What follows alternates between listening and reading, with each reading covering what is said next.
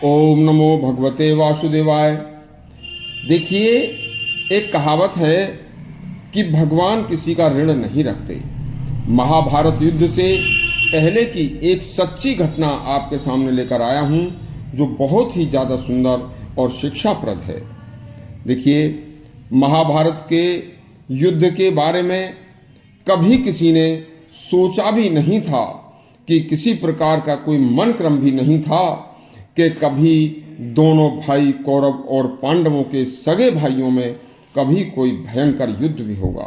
और उस भयंकर अति भयानक युद्ध में सर्वनाश के बाद उस युद्ध का नाम महाभारत रखा जाएगा। सभी कार्य बड़े ही शांतिपूर्ण तरीके से राजकाज के चल रहे थे।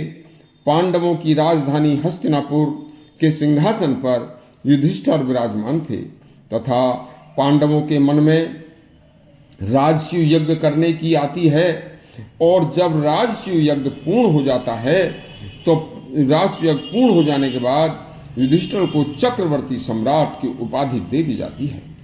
तब चक्रवर्ती सम्राट युधिष्ठिर अपने पूज्य गुरुजनों तथा अपने सगे संबंधियों व कुटुंबजनों के साथ समस्त राजसूय युग में जो राजा लोग पधारे थे वो सभी राज्यसभा में बैठे थे, और सभी की सर्वसम्मति से भगवान श्री कृष्ण की अग्रिम पूजा के लिए उन्हें चुना जाता है, और उनकी पूजा चल रही थी।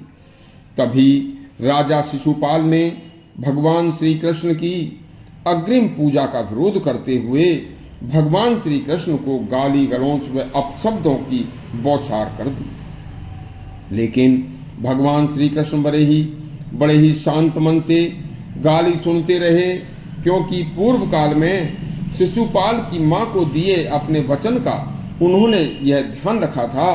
उन्होंने कहा कि मैं 99 गाली देने पर भी शिशुपाल को कुछ नहीं कहूँगा और माफ करता रहूँगा।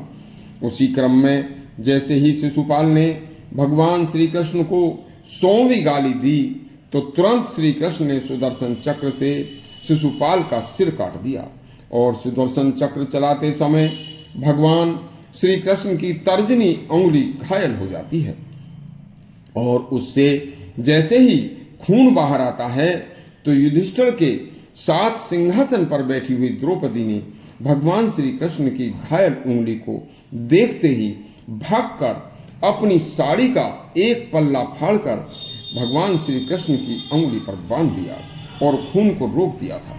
भगवान श्री कृष्ण ने यह द्रौपदी का अपने ऊपर ऋण और उपकार माना।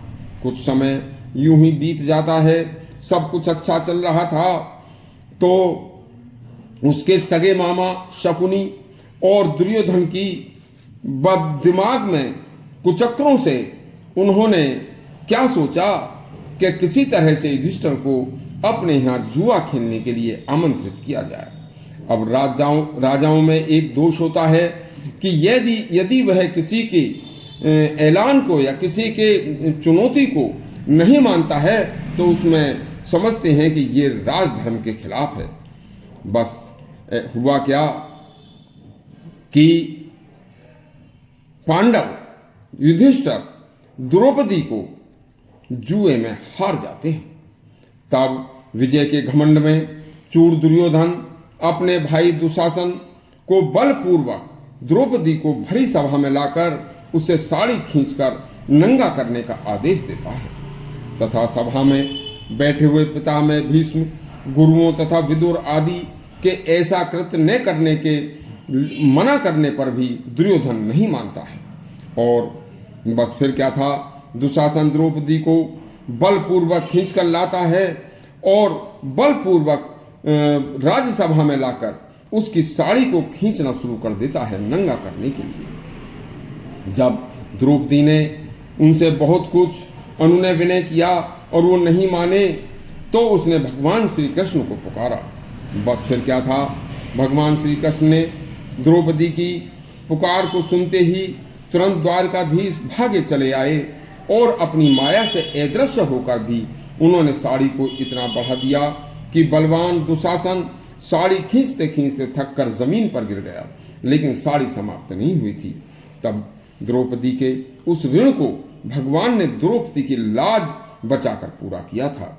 तभी से यह बात चली आ रही है कि भगवान किसी के ऋण को नहीं रखते। यह जो जिस तरह से याचना करता है प्रभु उसकी सुनकर उसके दुख को दूर जरूर करते हैं। यह दोनों घटनाएं भारतीय सनातन व संस्कृति के उत्कृष्ट को प्रकट करती हैं। यदि आपको यह हमारी वीडियो अच्छी लगी हो तो हमारे चैनल धर्म ग्रंथ जीवन को सब्सक्राइब करें और घंटी जरूर दबाएं। धन्यवाद।